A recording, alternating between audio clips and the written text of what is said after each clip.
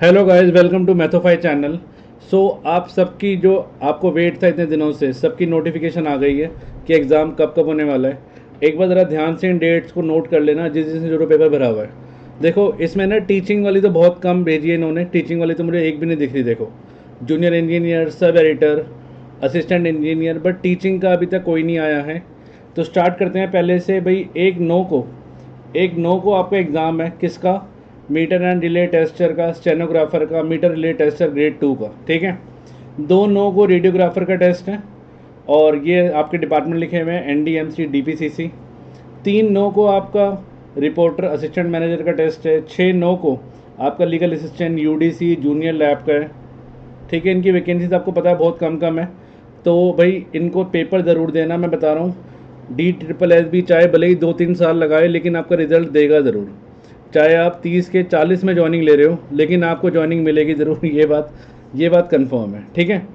7 तारीख को होगा आपका assistant manager data entry operator का। 8 तारीख को असिस्टेंट इंजीनियर। 9 तारीख को असिस्टेंट इंजीनियर सिविल। अगेन ये तीन तीन स्लॉट में पेपर होगा आपको। 11 तारीख को जूनियर इंजीनियर सारे जूनियर इंजीनियर आएंगे 15 9 तक। तो भाई 15 9 तक मतलब क्या हो गया आपका? अगस्त सितंबर से 15 सितंबर तक का आपकी डेट आ गई है। और इसके आगे अगर हम देखें तो इंस्पेक्टिंग ऑफिसर का भी आया है आपका, part A part B, sub editor आया है, पार्ट ए पार्ट बी। तो भाई 20 सितंबर तक की आपकी डेट आ चुकी है। इनको अच्छे से अपनी तैयारी शुरू कर दो, तैयारी में लग जाओ, अभी भी टाइम है हमारे पास, ठीक है। DSSS भी इस बार पहले ही डेट दे रही है, तो क्योंकि वो चाहती है कि आप तैयारी जल्दी जल्दी कर लो।